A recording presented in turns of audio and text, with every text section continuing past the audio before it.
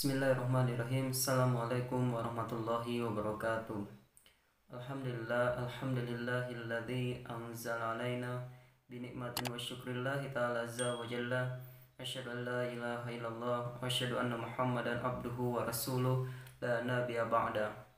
Wa qala Allah ta'ala fil Qur'anil Karim, a'udzu billahi minasyaitonir rajim. Bismillahirrahmanirrahim.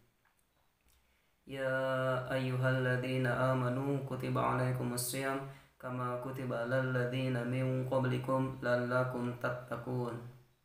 Wa qala Rasulullah sallallahu alaihi wasallam fil hadis wa qala man habba ayyubsatallahu fi rizqihi wa insallahu fi atharihi falyasil rahimah. Alhamdulillah rabbil alamin. Bersyukur kepada Allah Subhanahu wa taala yang mana telah memberikan kita nikmat hingga kita dapat bertatap muka pada kesempatan ini. Alhamdulillah, bersyukur kepada Allah Subhanahu wa taala sampai mana kita masih bisa melaksanakan ibadah puasa di bulan suci Ramadan ini. Semoga kita tetap istiqomah dan tetap sabar di dalam menjalankannya. Dan saya tak lupa juga salat dan salam marilah kita junjungkan kepada ila habibina wa syafiina wa maulana Muhammad sallallahu alaihi wasallam. Dan saya tak lupa juga berterima kasih kepada teman-teman semua yang mana telah memberikan saya, mengizinkan saya untuk berbagi kepada teman-teman semua. Semoga dengan apa yang saya sampaikan ini bermanfaat untuk teman-teman semua.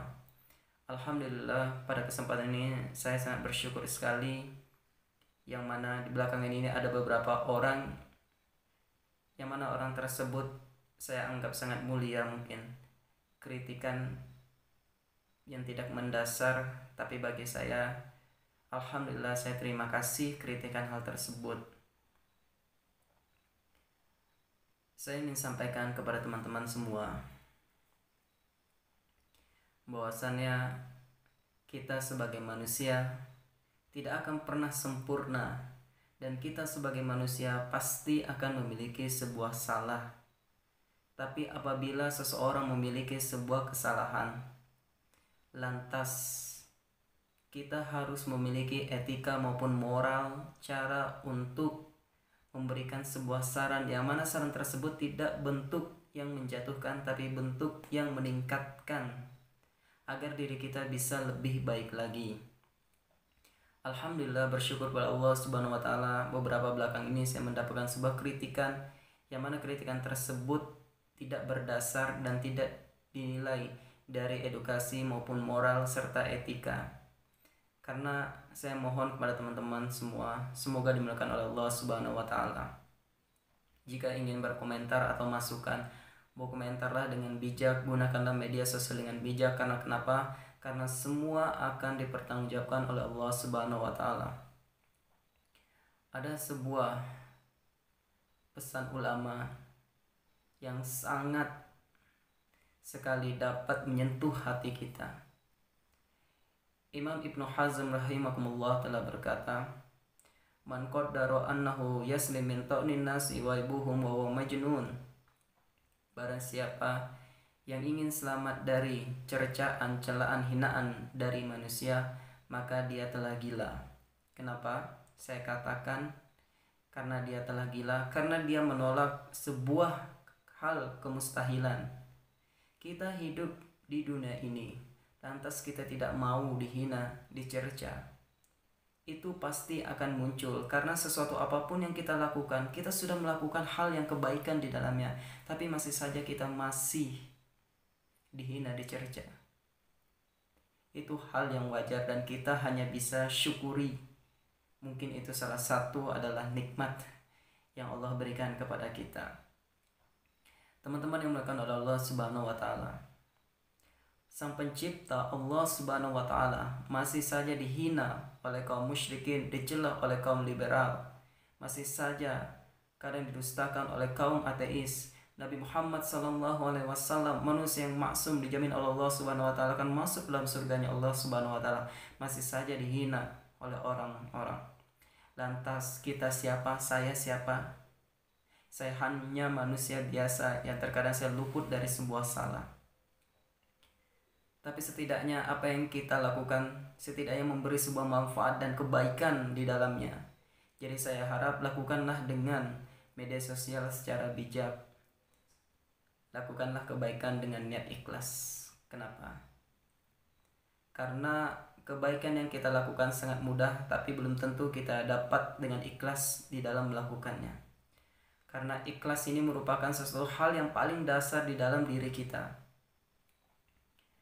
Di dalam hadis Arba'in karangan Imam An-Nawawi merupakan ulama besar.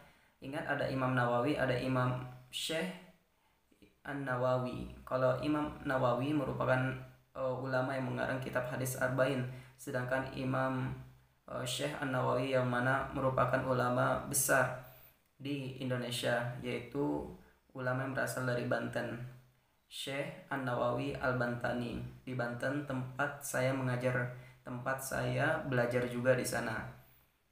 Ya. Kalau Imam Nawawi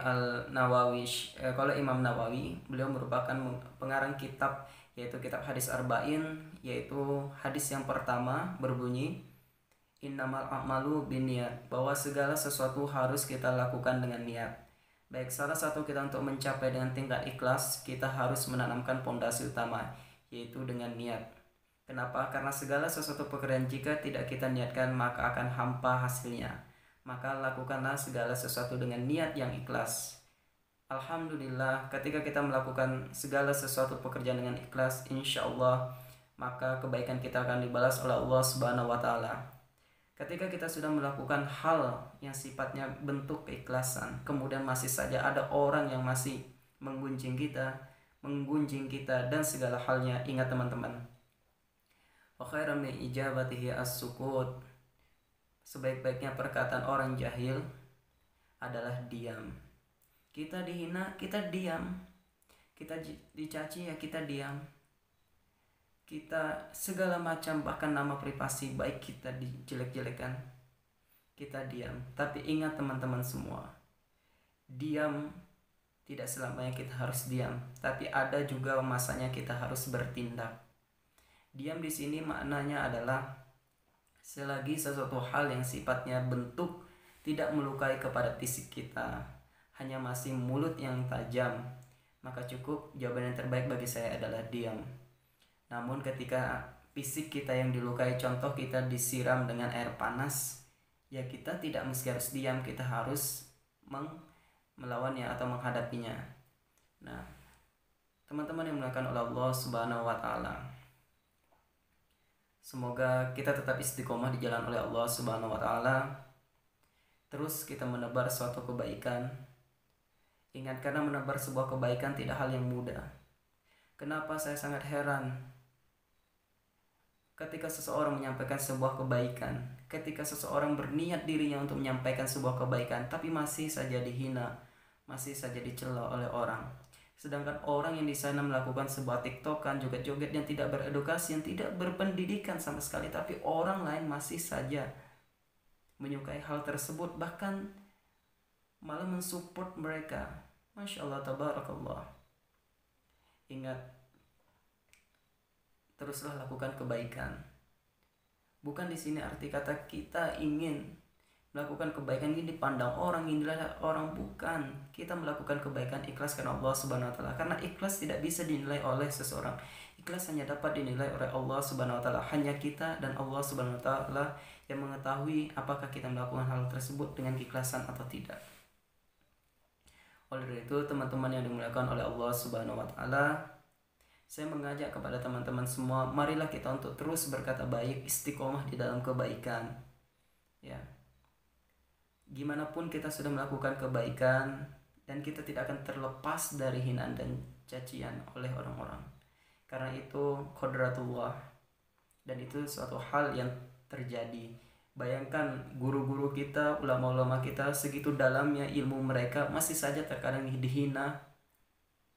Lantas kita siapa? Kita bukan siapa-siapa. Tidak mau menerima hinaan tersebut. Tidak ada manfaatnya. Karena menurut saya pribadi, hal yang terpenting adalah bagaimana diri kita agar kita terus istiqomah di jalan oleh Allah Subhanahu wa Ta'ala. Baik, semoga apa yang saya sampaikan singkat ini bermanfaat untuk teman-teman semua. Saya berharap kepada teman-teman semua, teruslah lakukan hal kebaikan dan terus kita bersama-sama untuk menggapai masa depan yang indah. Karena kita bisa terbang tinggi karena siapa? Karena ada teman yang rela menjadi sayap kita.